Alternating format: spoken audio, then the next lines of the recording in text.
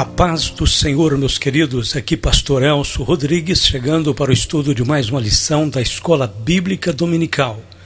Hoje estudaremos a lição 9 com o seguinte tema: Gog e Magog, um dia de juízo. Texto áureo: e sairá enganar as nações que estão sobre os 4 cantos da terra, Gog e Magog, cujo número é como a areia do mar para as ajuntar em batalha. Apocalipse capítulo 20, verso 8. Verdade prática. A palavra profética anuncia que, antes da restauração espiritual de Israel, virão Gog e seu bando para invadir a Terra Santa, mas eles serão derrotados. Leitura bíblica em classe: Ezequiel capítulo 38, versos de 1 ao 6, capítulo 39, versos de 1 ao 10. No decorrer da história, milhares de guerras já foram travadas. Algumas foram locais e outras foram globais. A dor, o sofrimento e a destruição causados por estes conflitos não podem ser calculados. A Bíblia nos diz que o futuro também será cheio de guerras. Dentre as várias profecias sobre o assunto, temos a que foi proferida por Ezequiel nos capítulos 38 e 39 de seu livro. A profecia trata da invasão de Israel por inimigos vindos do norte. Existem pelo menos 3 grandes guerras previstas para os últimos dias. Primeiro, temos a guerra de Gog e Magog. Segundo, a guerra do Armagedon. E terceiro, a guerra das nações lideradas por Satanás no final do milênio. Hoje estudaremos a guerra de Gog e Magog. Ponto de número 1. Sobre a identidade dos povos invasores, parte 1. Os invasores. Ezequiel capítulo 38, verso 6, verso 15 e capítulo 39, verso 2, diz especificamente que os inimigos virão do norte. A maioria dos estudiosos da profecia acreditam que esta invasão será liderada pela Rússia e seus confederados. Os inimigos de Israel serão totalmente derrotados e aniquilados no próprio território de Israel por intervenção divina direta. Nos montes de Israel cairás tu e todas as tuas tropas e os povos que estão contigo, e as aves de rapina e as aves de toda a asa, e aos animais do campo te darei por pasto, sobre a face do campo cairás, porque eu falei, diz o Senhor Jeová. Ezequiel 39, versos 4 e 5. Alguns confundem a batalha de Gog e Magog com a batalha do Armagedon. Porém, existem algumas diferenças fundamentais entre ambas que precisam ser destacadas.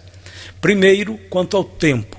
A batalha de Gog poderá ocorrer um pouco antes ou um pouco depois do arrebatamento da igreja. Tudo indica que será uma preparação para Israel entrar na grande tribulação. Milhares de judeus se converterão.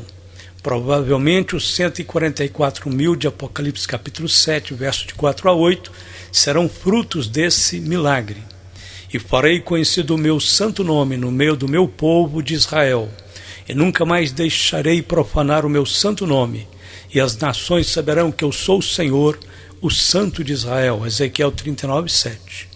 A batalha do Armagedon ocorrerá no final da grande tribulação. Segundo, quanto ao número das nações envolvidas.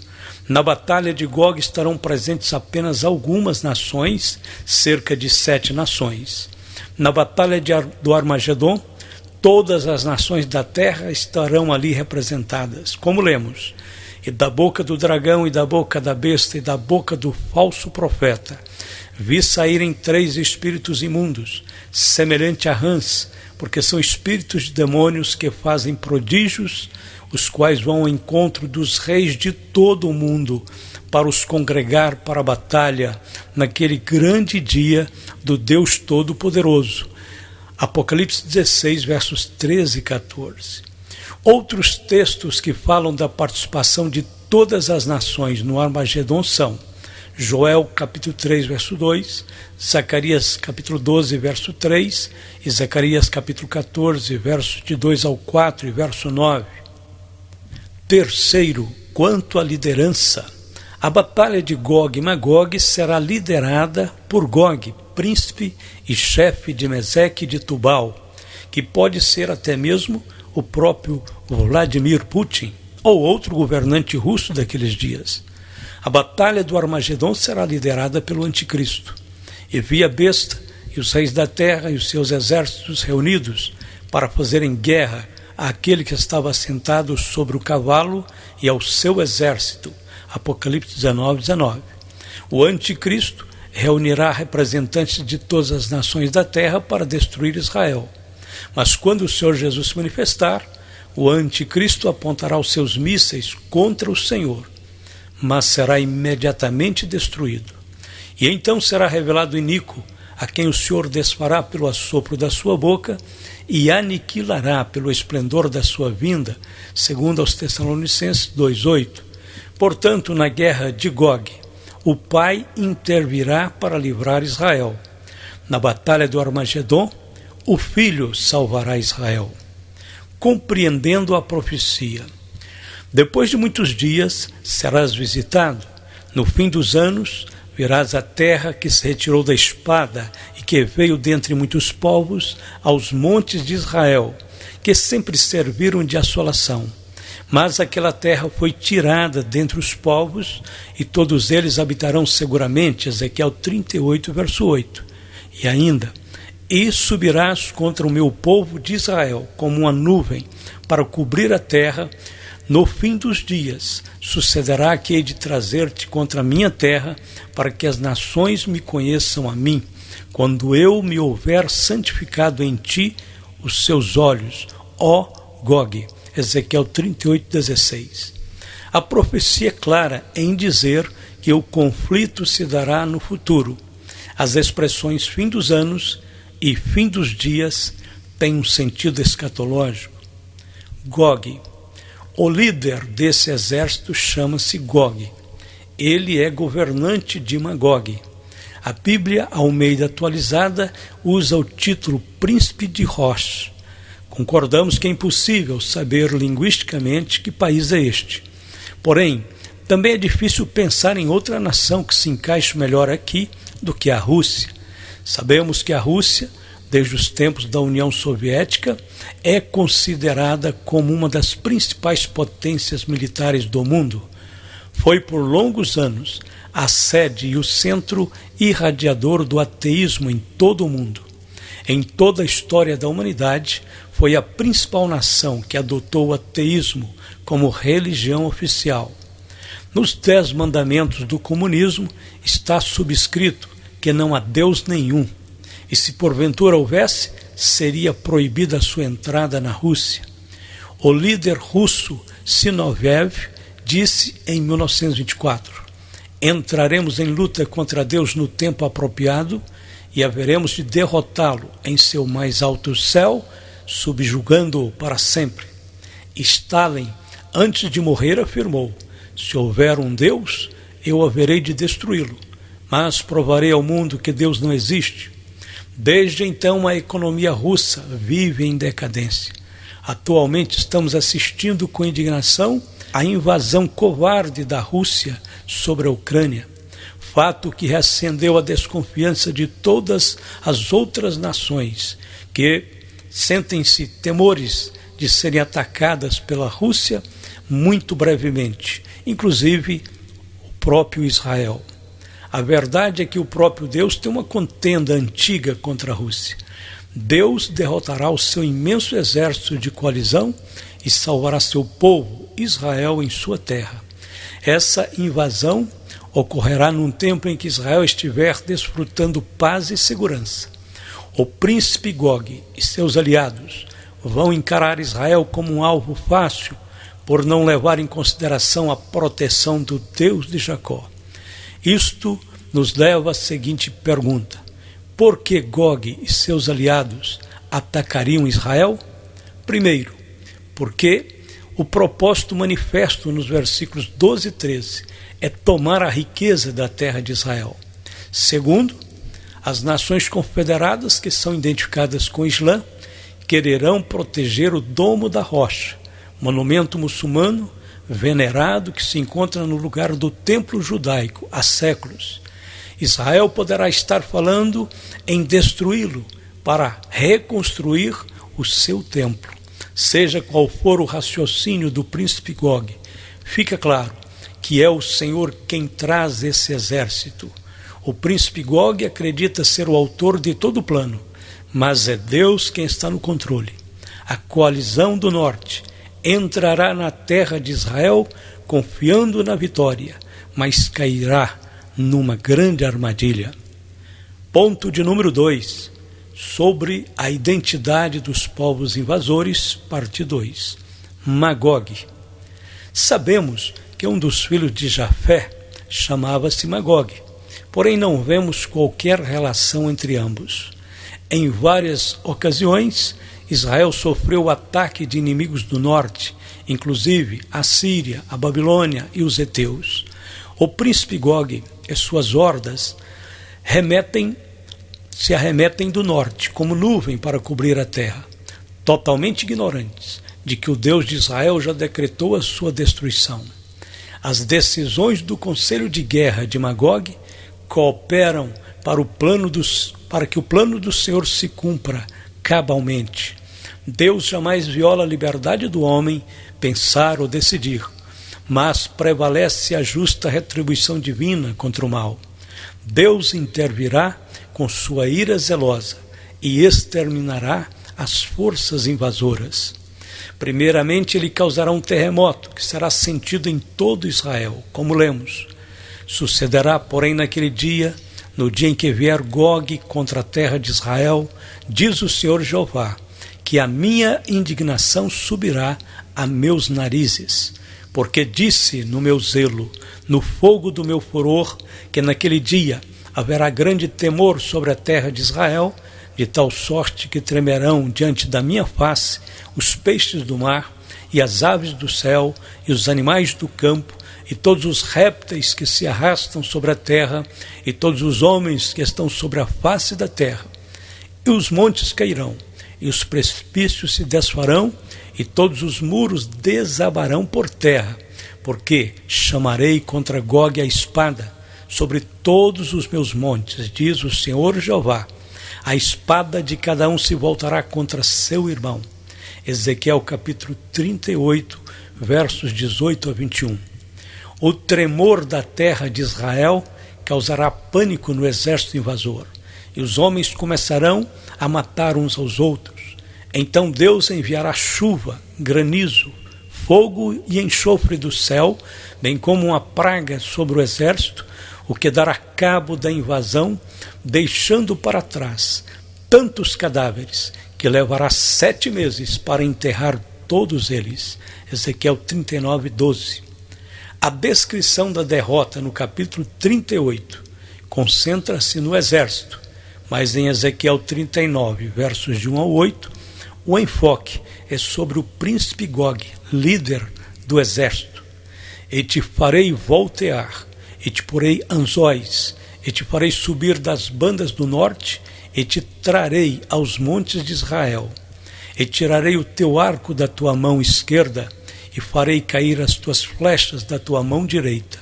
Nos montes de Israel cairás, tu e todas as tuas tropas, e os povos que estão contigo, e as aves de rapina, e as aves de toda a asa, e aos animais do campo te darei por pasto, sobre a face do campo cairás, porque eu falei, diz o Senhor Jeová. Ezequiel 39, versos de 2 ao 5. No versículo 23, o Senhor apresenta 3 motivos para conduzir Gog e seus exércitos a Israel e depois derrotá-los de maneira tão dramática. Primeiramente, essa vitória revelará a grandeza do Senhor quando ele demonstrar o seu poder diante das nações. Segundo, essa vitória também revelará a santidade de Deus ao julgar os pecados do líder de Magog e tratar de sua inimizade contra os judeus. A riqueza da Terra Santa pertence ao Senhor, e ele a compartilha com seu povo, Israel, sendo que as outras nações não têm direito algum de explorá-la. Em terceiro lugar, A vitória tornará Jeová conhecido às nações gentias, e o mundo verá que o Deus de Israel é o único e verdadeiro Deus vivo. No entanto, talvez a razão mais importante seja apresentada em Ezequiel 39, 7, onde lemos: E farei conhecido o meu santo nome no meio do meu povo de Israel, e nunca mais deixarei profanar o meu santo nome. E as nações saberão que eu sou o Senhor, o Santo em Israel. Meseque e Tubal. Esses nomes aparecem na genealogia de Jafé, filho de Noé. Trata-se de povos antigos que deram origem a várias nações. Como lemos, os filhos de Jafé são Gomer, e Magog, e Madai, e Javã, e Tubal, e Meseque, e Tiras.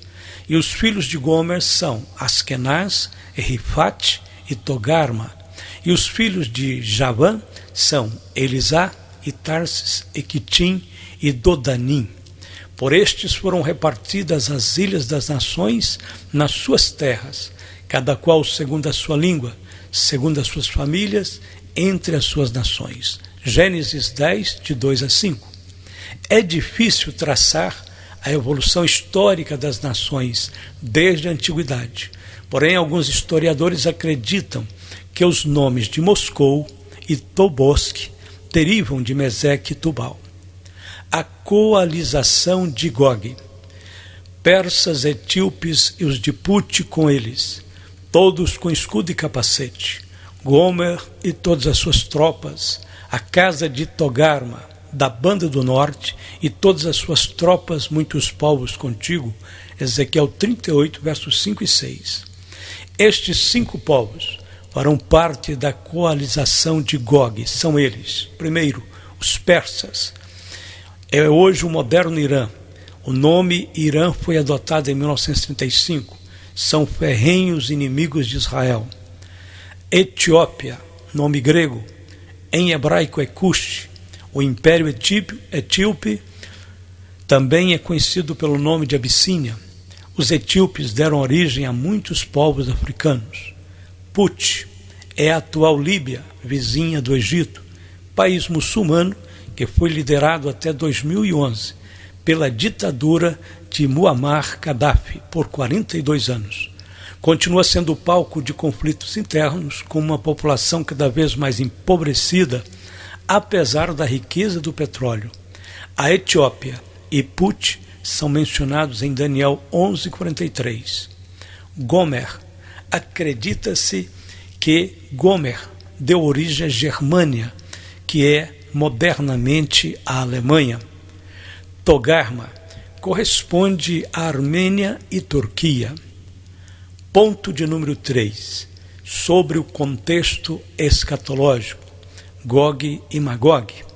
E enviarei um fogo sobre Magog, e entre os que habitam seguros nas ilhas, e saberão que eu sou o Senhor. Ezequiel 39, verso 6.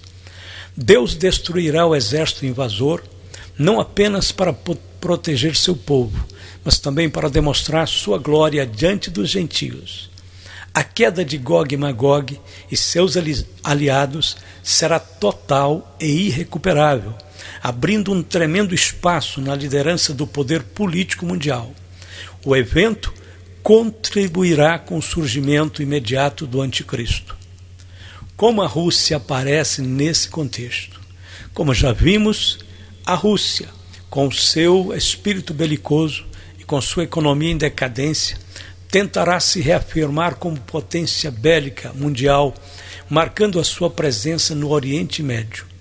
Neste tempo, Israel estará bem posicionada economicamente, com planos para reconstruir o Templo de Jerusalém, o que causará grande revolta entre os povos muçulmanos.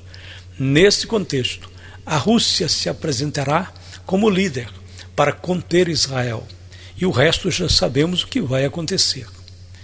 Origem da interpretação.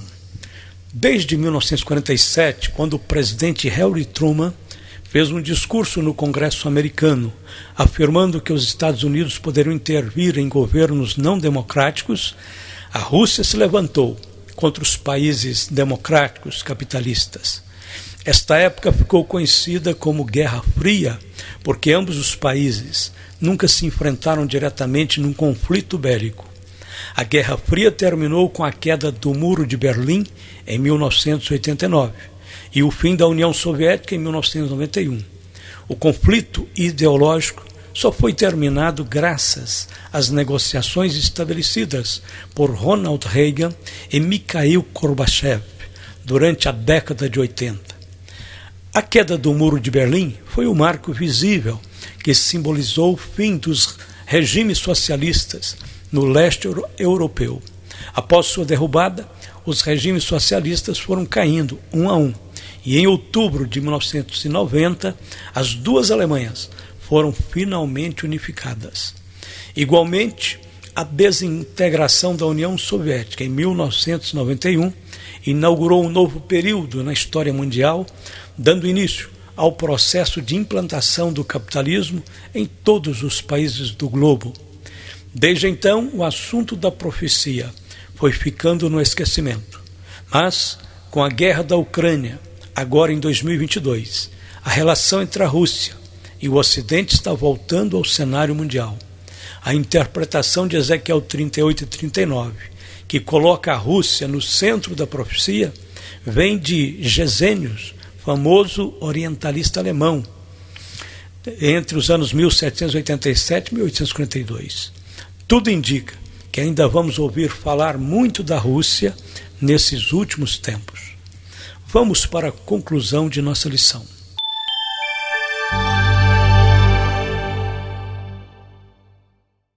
Vimos nesta lição que a guerra de Gog é distinta da batalha do Armagedon. O ataque de Gog a Israel se dará antes ou logo que começar a grande tribulação, ao passo que o Armagedon se dará no final desse período. Cabe também ressaltar que a invasão de Gog em Ezequiel não tem nada a ver com a rebelião de Gog e Magog de Apocalipse, capítulo 20, verso 8. Os nomes são os mesmos, mas os eventos são diferentes. O que fica de mais importante aqui é que devemos estar sempre atentos aos acontecimentos internacionais, principalmente naqueles em que aparece a escalada de países ditatoriais tentando subjugar outros países menores. E muito especialmente, não podemos tirar os olhos de Israel. Todas as movimentações no Oriente Médio têm a ver com a profecia bíblica. Israel é o centro de tudo que diz respeito aos últimos dias. Como alguém disse, Israel é o próprio relógio da profecia. O tempo se abrevia, estejamos prontos para dizer, Maranata, ora vem Senhor Jesus. Amém e amém.